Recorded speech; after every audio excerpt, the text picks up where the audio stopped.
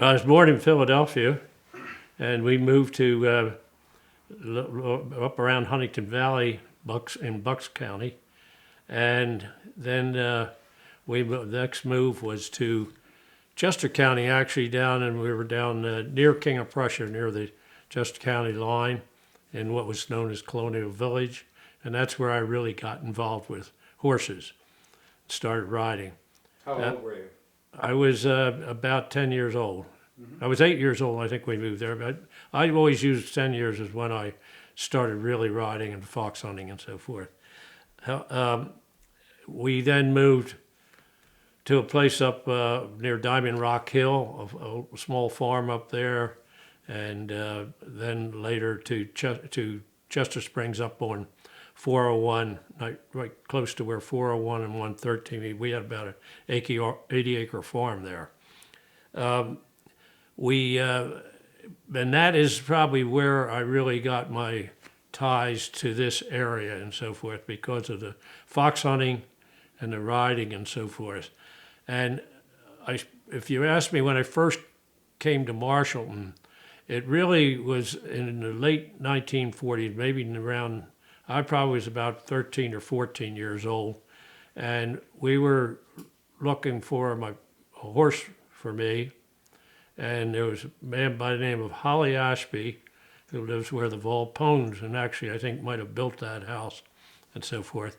And he had a horse because his son-in-law was Sylvester Quigley, who was a fox hunter and a good friend of ours. And he told us about it. And so I came out to the Baldwin farm to look at this horse and to try it. And got introduced. I knew the Baldwins a bit just from horse shows and things like that at that point, but it was really where I really got introduced to them. It was quite an experience, and it really kind of settled me on the fact that I would like to be out in this area. And one of Holly Ashby, which I don't know if many people know that much about him. Holly Ashby had the farm, as I said, where the Volpones are, and he had a stud horse there called Timber Boy. And he was a very good thoroughbred stud, got tremendous jumpers. And all of the horse lines that we later had through the Baldwins and my life had that bloodline someplace in there. And he was a great character and so forth. A very heavy drinker. He made the comment one time that he tried to drink it all and found out he couldn't, but he said, I had him working overtime. So, and they were just to give you a little idea of the type of guy. He was a fun guy. I think one day they were out hunting. I'm getting this story, I'm telling it secondhand, but there came to a pretty big fence, and my father-in-law said, come on. He said, I'm not going if my horse has any kind of a mouth. So, but he just was that guy. He was a fun guy. He died before I really got into the area, but they were a pretty big family here. There were quite a few Ashbys around here at that time. Mm-hmm. And I guess that I think that's pretty much how I got started. I did have relationships to here because when we were in Chester Springs, we had a farm there, and I did a lot of work, obviously, on the farm. Mm-hmm. And consequently, I was in Westchester a lot as soon as I was 16 years old and could drive, picking up parts at Yearsley and things like that. And Dan Cornwell was a good friend of mine at school at that time, at Haverford School. And I used to spend a lot of time with Dan, and Cornwell's from Westchester, been pretty much in this area. So I kind of got somewhat familiar with it. So what's your earliest memories of the actual village of Marshallton? My first real memories, though, of Marshallton, if I want to be honest about it, were probably after, maybe when I was in college, because I would come down here and ride on weekends a lot of times and end up at the Marshallton Inn and things like that. So I'd say that's really my first recollection of Marshallton. Mm-hmm, mm-hmm. obviously, as I said, I would like to, when I first came out here, I thought this is a place I'd like to spend. And as a matter of fact, as I went through college and was thinking about my career and so forth, that had a lot to do with it because I interviewed a lot of big corporations and so forth, and I just decided that if I go to work for one of them, I'm not going to end up living the life I want to live. Mm-hmm. Did you have any siblings that to speak of that were living out here or anything? I have one sister, and I have one sister, and that was the only sibling I had. She died a number of years ago. As a matter of fact, she's the way I got started riding. She was about 4 years older than I was, and my father bought a horse for her, and she was just being 4 years older than I was, and I'm like 10 years old. She was starting to like to go out and bowl and do things with the school gang. And the night that the horse was coming, she decided, she said, I can't wait here for the horse. And so she said, and I have to go bowling. My father got so angry, he gave the horse to me. So that's how I really got started. Good story. Yeah. So, Buddy, you mentioned the Baldwin family. Can you reflect on how you first met the Baldwins? You mentioned earlier, and Yes, I first met the Baldwins when I mentioned that I came out here to look at that horse.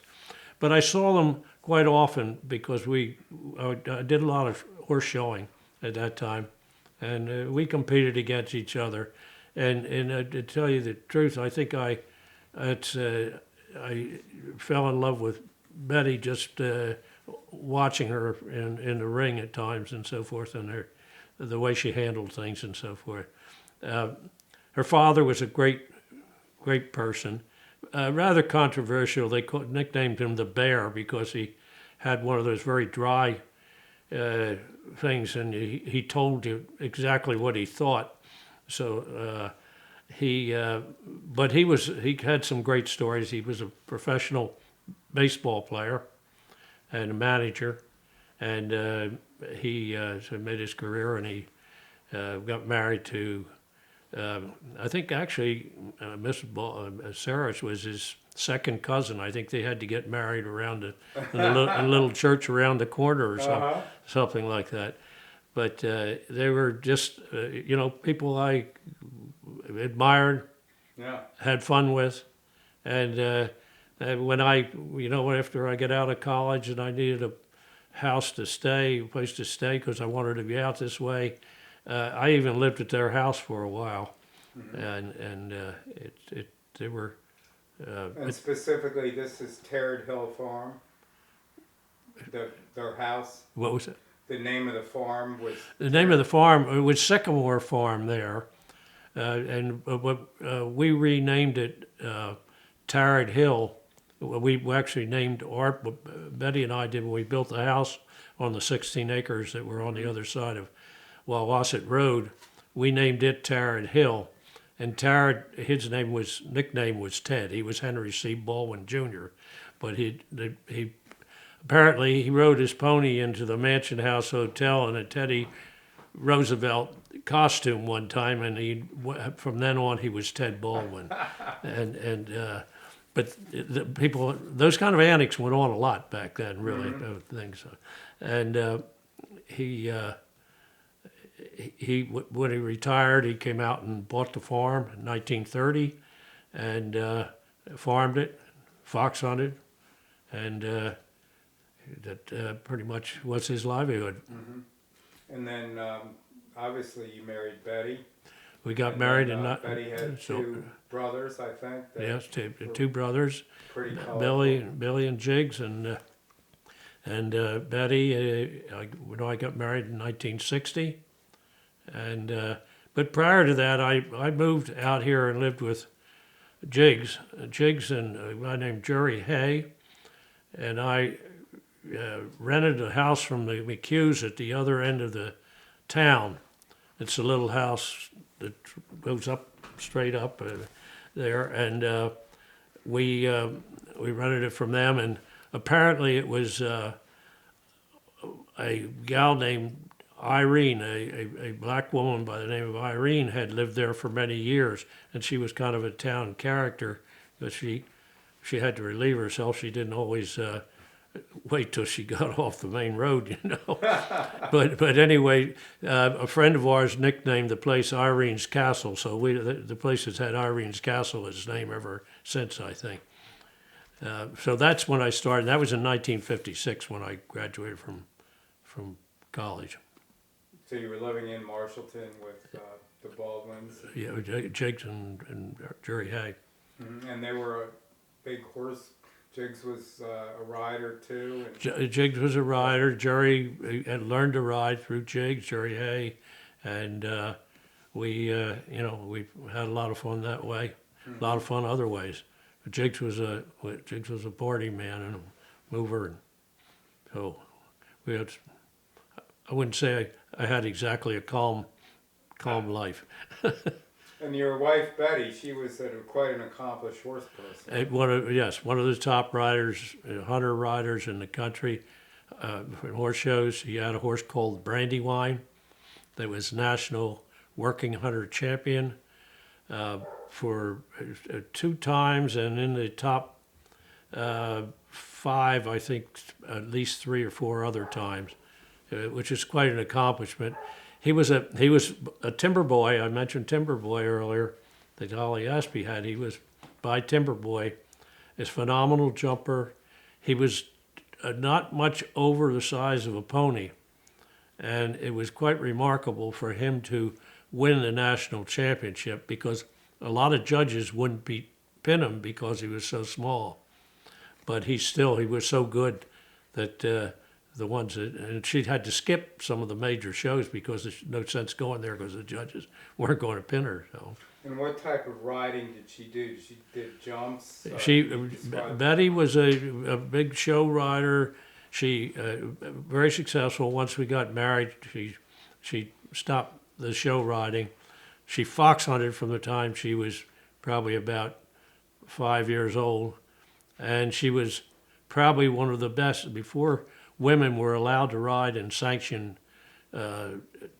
steeplechase races. Yeah, they had to ride in point-to-points. They had ladies' races, and she probably had the best record of any woman that ever rode in the ladies' point-to-point races. Mm. She was the most competitive person I've ever known. I have a little story to highlight that. And my son Jay, when he was about 13 years old, he moved from the Little League baseball to Babe Ruth. It's a big jump. You're 12 to 13, and you're playing against some boys that are 16 years old at the time.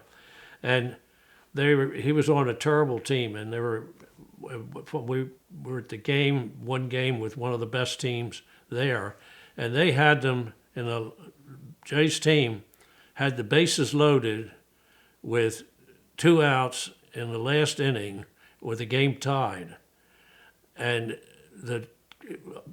Betty said to me, it was Jay's turn to bat, and she said, "Go down, and tell him he had to bat because you had to bat. Mm-hmm. Everybody had to bat."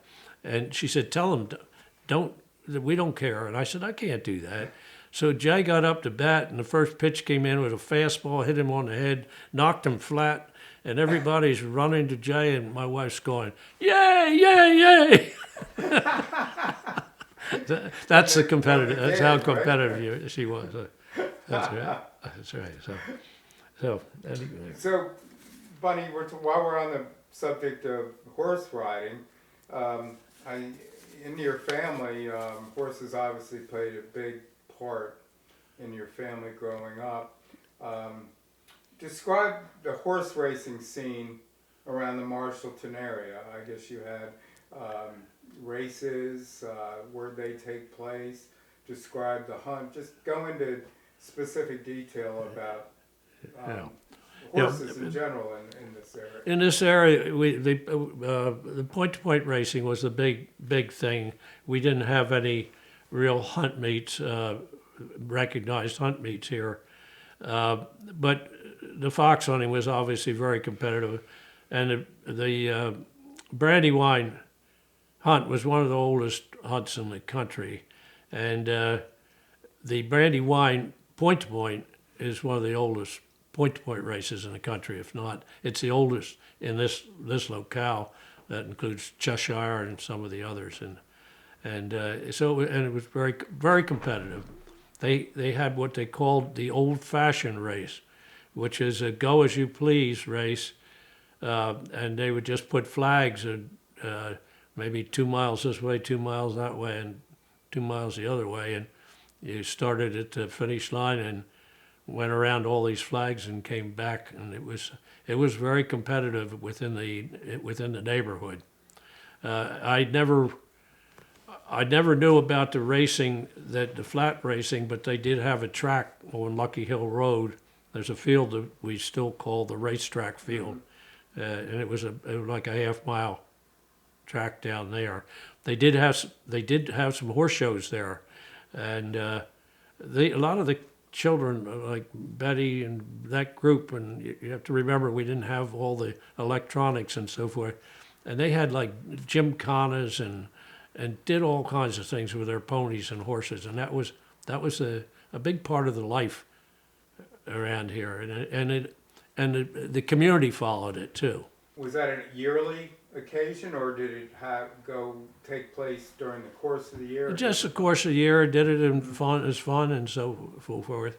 But the fox hunting was the foundation for so most. Describe a fox hunt back in the day.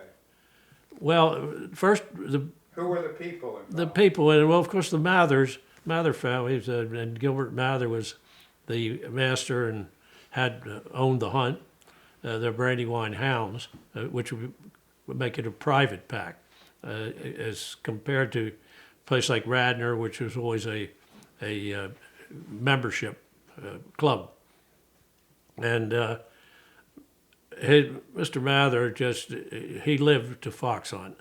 A wonderful man, and I've had the good fortune to be able to hunt with him maybe 15 or 20 times before he died. And I remember one time Jiggs and Jerry and I they have a race called a team race, which teams of 3 from each hunt go in. It was a race, and they get so many points for finish first, second, or third, and everybody has to finish on your team. And we wanted to have a team for Brandywine, and Mr. Mather heard about it, and he said, well, I want you to ride in our livery. So we went down to his house and spent about an hour with him and fitting coats on us and so forth, so we could do it. And he had a whip named Johnny White, and Johnny White's a well-known local figure. And Johnny White, when Mr. Mather couldn't hunt the hounds, he hunted them. And then when Mr. Mather died, he took over as huntsman for the hounds. Brandywine, this country at that time, there was no Crestmont Farms, there was none of the development that's here. So it was entirely different hunting. I think Betty told me, I wasn't on this hunt, but Betty told me about a hunt where they found a fox down near Strode's Mill, and they ran up where what would be Crestmont Farms. It was a place called, it was owned by Sally, well anyway, they called it Sally something Bottom. And she finally asked Johnny when they stopped the hounds, because they were way out of country. She said, where are we? And he said, that's the Veterans Administration, the Veterans Hospital over there at Coatesville, just as an example. But you could do that then. Now when you fox hunt, foxes run pretty much in circles, because there's not the hunt country. But fortunately, it's still going. Were there as many foxes back in the day as there are today? I think there are probably more foxes, but they were tougher to find because there was more country for them. Now they're closed in, so You find foxes pretty easily today. So we would have what they call blank hunts, maybe 2 or 3 times a year, where we wouldn't find a fox. But that's unheard of today. How many people took part in the hunts, and was there any qualifications? Yeah, well, it was by invitation as far as Brandywine because it was private back. I never remember them having more than 30, 40 people. That was big. They tried to keep their fields down in respect for the farmers. As a matter of fact, Brandywine rode in brown livery, and Mr. Mather did that purposely because he thought it was the scar of the red was kind of an affront to the farmers, and this was all farmland. As a matter of fact, the Brandywine Hunt had their territories, the Master Foxhounds Association in New York. They're also headquarters in New York, but they're a national organization. They kind of keep the fox hunting organized. And so they have territories. Each place has territories. And all of the Cheshire hunt area was part of the Brandywine Hunt at one time, but it was so open and wonderful all the way down to Westtown and here that Mr. Mather was a good friend of Plunkett Stewart's, and Plunkett Stewart was from Maryland. He wanted to move up here, and he said, well, you can have the upper half of my country, which To hunt. yes, I wish we had taken it today, because this part has developed so much. And you still hunt to this day with the Brandywine? The Brandywine disbanded about 10 to 15 years ago. Okay. And then at that time, Radnor Hunt went to the Master Foxhounds and got the permission to take this territory and add it to their territory. So Radnor Hunt has been hunting this territory since then. So each hunt, describe the territory for each hunt. How was that designated? Through the master? The Master Foxhounds, in other words, designates it. They've already been set up from years and years ago, the territories. And the Master Foxhounds, they have a map, and this is where your country ends and the next one begins. And it's been very orderly. We respect each other's thing. If a fox runs from one into the other person's country, they're all the happier for us for having a good run. What did hounds do with the fox if they caught him? Hounds very seldom do they catch the fox. The fox normally will run into go into what we call an earth, or scent just runs out sometimes. Sometimes a lot of the good hunting depends an awful lot on scent, and if the scent's not good, it certainly has a problem. What specific times of the year did you hunt? Was it all year round? Yeah, from September. We start in September, coving season, which is when they call it that because they have new hounds, young hounds are breaking in, and also young foxes to get them used to being chased and so forth. Let's say one thing about fox hunting. A lot of people look at it from a law because it may be a cruel sport, and particularly animal rights people and so forth.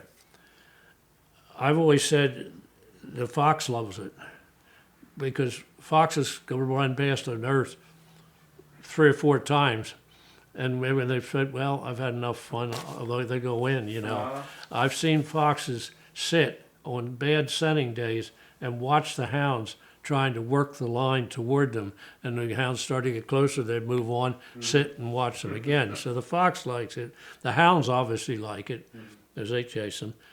The horses love it because it's a competitive spirited type thing. The people love it. The car followers love it, and we need landowners to do it, and they love it. So what isn't democratic and good about fox hunting? Was there a specific type of horse that was bred for fox hunting? Thoroughbred horses are basically the best fox hunters. if you have a very fast pack of hounds and you are on a half-bred horse, the chances are you're not going to be able to stay with them. Mm-hmm.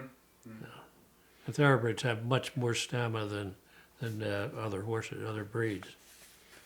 So tell me, what did you do after a hunt? Did you hunt all day long? We used to go out hunting, and we started at 11.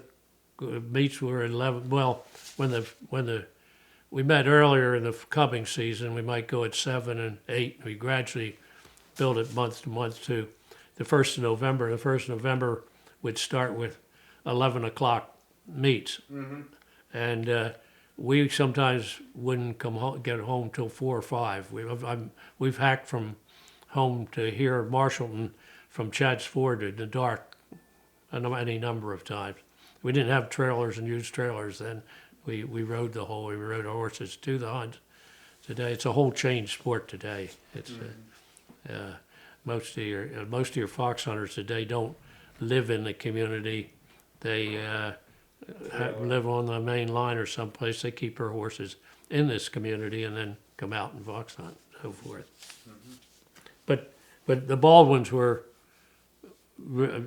particularly Betty and her father, and Mrs. Baldwin, when her mother died, she stopped riding entirely. But she was a great fox hunter too. So Bunny, after a long day of riding, you guys must have been pretty tired. What did you all do? Did you get together afterwards? Well, our group pretty much, because Betty and I ran a hunting stable. When we got back from hunting, we did up our horses, and some of the people that kept their horses with and hunt would always come back and into our kitchen. Mrs. Baldwin, Sarah, my mother-in-law, she always had a big pot of soup or oyster stew. There was a lot of alcohol flowing. There were a lot of lies being told. And we just, there was probably a good hour, an hour and a half of that. A lot of people did come up to Marshallton Inn sometimes. They started that a lot more when people started coming in trailers from other places. They'd stop there maybe, but it wasn't. We went there an awful lot. If we were out on a Saturday or Sunday and went riding in the afternoon, we'd come home, we'd come up to the Marshallton Inn. Mm-hmm. But after hunting, the problem is you had to take care of your horses and so forth, so it better stay at home. We had one friend that hunted with us all the time that kept horses there, and every time my father-in-law put out a bottle like of old Granddad or good whiskey, he'd say to him, "Who gave you that?" It was that kind of atmosphere. Yeah. It was fun. Yeah. Good. Yeah, so to change subjects a little bit here, Bunny, you were a supervisor way back when too in West Bradford Township. Yeah. Just briefly describe how was the township different back then than it is now? Well, the township was great, very different. I was approached by Hen Jeffries, who was the owner of the Marshallton Inn, and he was Harry Can Senior. In other words, he would be Harry Can Jr.'s grandfather. He was the mayor of Marshallton, probably of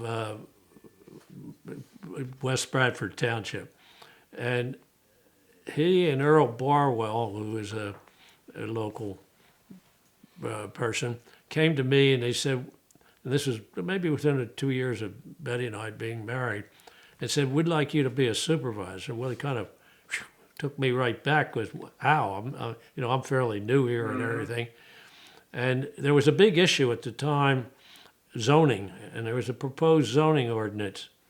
And there was a big movement against it, and they wanted me to be the one, and I didn't agree with the zoning ordinance that they were talking about. It was too restrictive, and I figured when you read it and looked at it, if it were ever taken to court, it was not going to hold up, and particularly back then. Courts today might be different.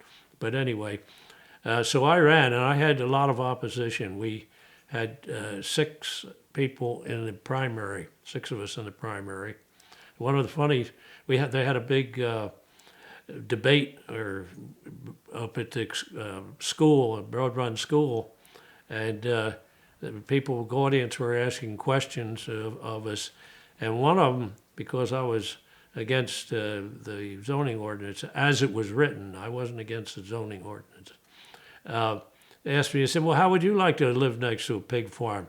Well, it turned out there was a pig farm right next to me. The Barrys had that, so I had a great a great positive answer on that one. Yeah. So, but anyway, so I got elected, and it was an interesting experience. I only served one term. I had a good friend, Ray Hagley, who lived down on Broad Run Road, and we used to meet up at for where the firehouse is now. At that time, eventually we moved over onto Poorhouse Road, and we met there. We looked at things a lot different than the way things had been done. Everybody was trying to want to have a local police force and so forth, and we just decided that wasn't a good idea. And people were talking about taxes and so forth. And I think that Ray and I and the other Harvey Williams was the supervisor with us at that time too. And then Tom McCaffrey, was it? Right. Yeah, he became a supervisor.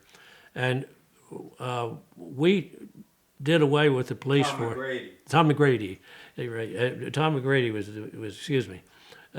was the other supervisor. He came in sort of in the middle. Mm-hmm. And Tom was very much on the other side against Ray and myself. Before he left, though, he was more our direction than we were, you know. Mm-hmm. But we got rid of the police force, and it was an interesting thing because we had petitions. So there was a police force. There was a police force. We had a lot of petitions out against us because everybody thought they needed police protection and so forth, and they weren't looking at the facts.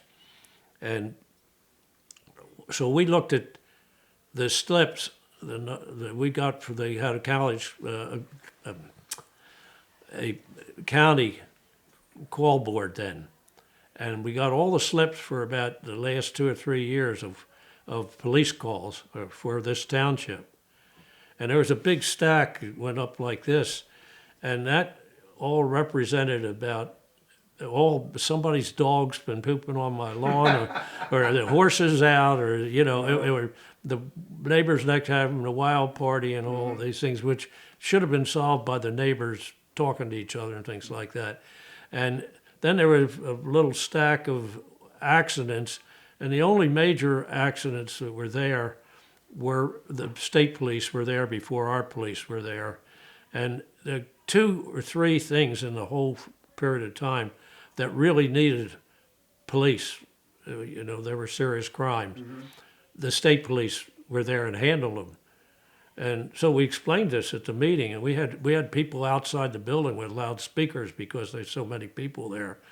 And after we did this and explained it, one guy stood up. He said, my name's on one of those petitions. You can cross it off. Bye. And with that, practically the whole place emptied out. It's just, they didn't have any idea what we were talking about. Yeah. Well, from that point on, we did one other thing. We got rid of all taxes and put in a earned income tax, and we had a group, and particularly the people who were making a lot of money, and the people who and they were worried about people who were renting and not paying, mm-hmm. and they said we're never going to be able to get everybody on the rolls and all that sort of thing. Right. So we passed it. We passed taking all your taxes mm-hmm. away, and then they said, now what we need is a committee to make sure that everybody's paying their taxes, and we'd like you, and you. These are all the people who are fighting it. Yeah, and they did. And I'll tell you something. Mm-hmm. That I don't have to tell you where the financial condition this town has been in ever since. Yeah. So we did did a couple good things, I think, that it really set up. But my period of time as a supervisor was in the late 1960s and the early 1970s.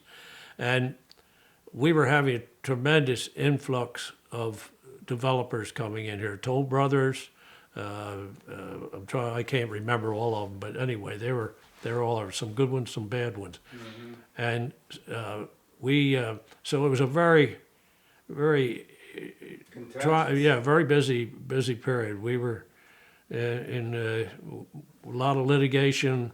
I remember one night, one thing that happened is Toll Brothers, where one of the Toll Brothers asked if they could meet with us, and we said sure. And so he said, how about if we met at the Pussycat Lounge over at Downingtown? And we got there, and we all had drinks and so forth, and we talked and discussed it, and discussed all this stuff, and still stood our ground exactly where we were and so forth.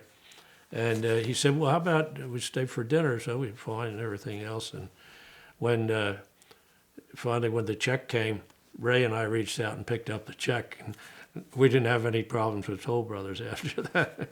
It was kind of a funny experience. You were dealing with the Toll Brothers. We have back then. one of the Toll Brothers. Yeah. Yeah, they tried to put a lot of pressure on it. They ask us, wouldn't one of you like a swimming pool or something like that? They were trying to. No kidding. Yeah. It was a very interesting time, but that continued after I was out. But it was when all of that was starting. Mm-hmm. All the area out there on Thorndale Marshallton Road, which was the old Stowe Farm. Right. All that was Toll Brothers. Across the street there was a guy, I forget his name. He was not the most honest guy in the world, but anyway, it was an interesting time. I enjoyed the period of time that I was there. Yeah. Well, it sounds like that West Bradford really changed back then, but going back to the village of Marshallton, back when you were younger, did you hang out in Marshallton? Were you up at the Four Dog or the Marshallton Inn? What was there that isn't here today? Any people that stick out in your mind from that Marshallton period? Well, Marshallton. Talk about Marshallton. Marshallton is, to me, it's changed an awful lot.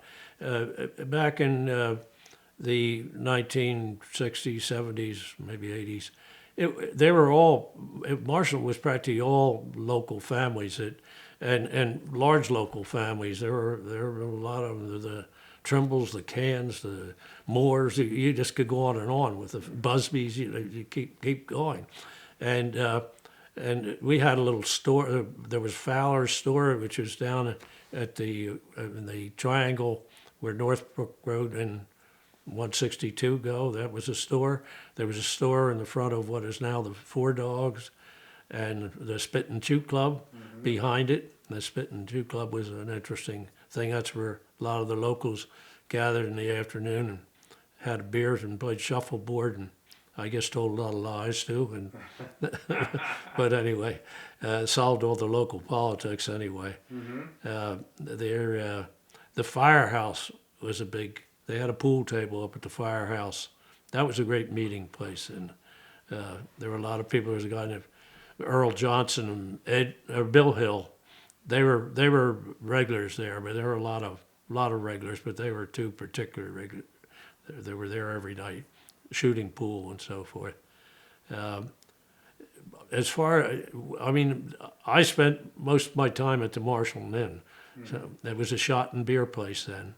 I think the only food that they had was beef jerkies and pickled eggs, except in the winter. And Libby Jeffries made the best chili that I've still ever had, and we were able to get chili there during during the winter. As a matter of fact, we used to come up a lot and take a jar of it home for dinner. I actually had my bachelor's party at the Marshallton Inn. The Jeffries, when they had it, it was just the bar. There was no restaurant, and and they lived in the other side of the house. But they eventually lived just upstairs, and they kept the other side if somebody wanted to have a party. So and that's where I had my bachelor's party, which was just a sit-down dinner and all, and a lot to drink. And one of the big things the big thing at the Marshallton Inn was a dartboard. They had a dartboard there, and we were all shooting. There was a big moose head hanging on the wall, and when you needed a good shot, you give the moose a pet, and bingo, hit the bullseye. Yeah. But the funny part about it, when Tommy Baldwin took over the Marshallton Inn and changed it into an upscale restaurant on the other side, he did a smart thing. He kept the bar just like it was and kept it for the locals and the dart. We still all went up there, pretended nothing had changed, and shot some beer and shot darts. And about second or third year we were in there, and the thing was going real well for Tommy and the restaurant and so forth. Typical Tommy Baldwin, he walked in there, said the party's over, and took the dartboard down right when we were in the middle of a game. It was, but Now, was he related to the Baldwin family? He's not related to the Baldwins that I was married into. No. Okay. The Marshallton community, were there certain families? It sounds like there were succeeding families that lived there for generations.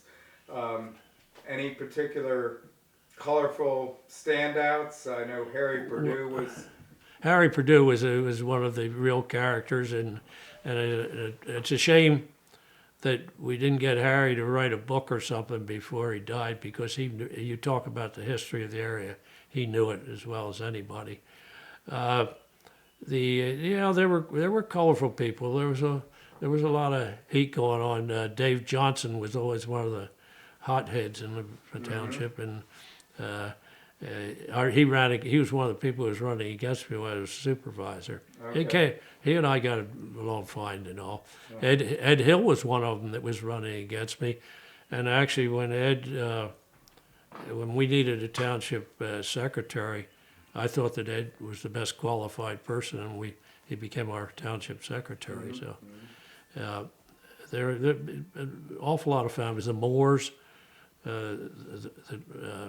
were all over. I don't know if they remember Don and Isabel Moore. They lived, first of all, Isabel Moore lived at her family farm. She was a Meade, and that's the General Meade of the Civil War. And their family owned what was the Barry place. The Barry bought it from them. And she married Don Moore. And Don had about 4 or 5 siblings. They lived at the bottom. The Moores lived down at the bottom of Sugar's Bridge Road before you go through the S-curve. And they were one of the bigger families. The Ludwigs were good families. They were, because Bob and Bill were very good baseball players, and the father, he was a blacksmith down at the blacksmith shop. Right. And actually, my wife Linda, she used to ride her pony out here to get her shod and so forth. A lot of people would bring them right there. He didn't travel around the blacksmith truck. So it was. Do you remember baseball playing a big part of growing up in Marshallton? We had teams. Yeah, we used to play up behind where Bob Crawford, back of the school. We had there. They played down at our farm too, down in the meadow.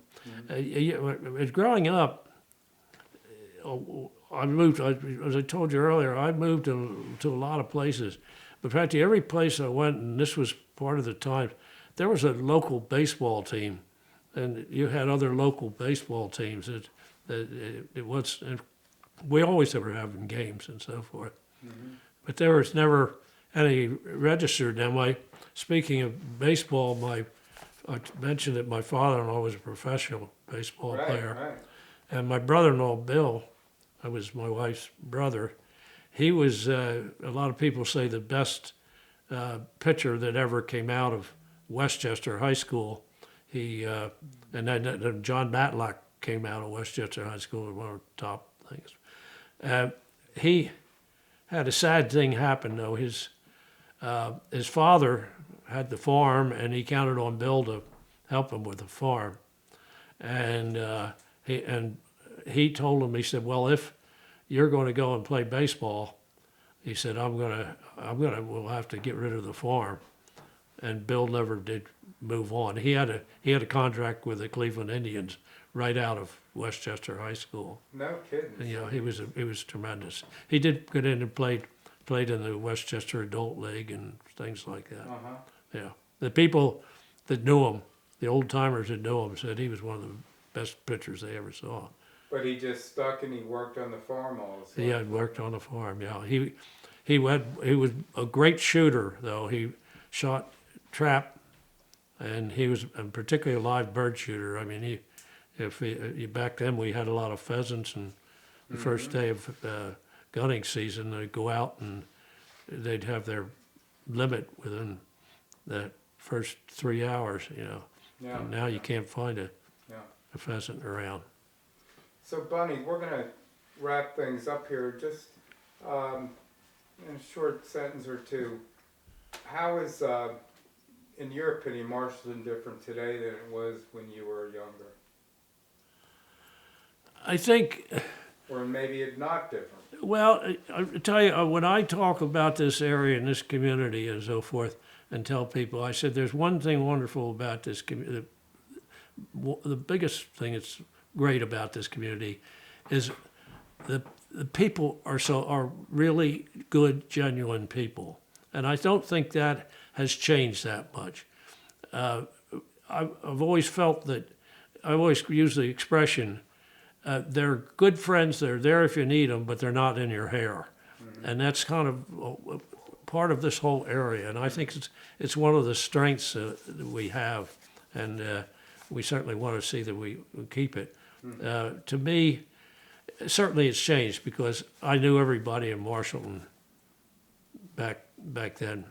I don't know everybody in Marshallton now, mm-hmm.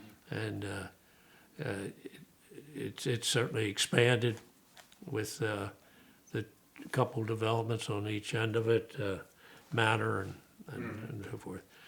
And but I think we have been able to maintain that same atmosphere mm-hmm. with people.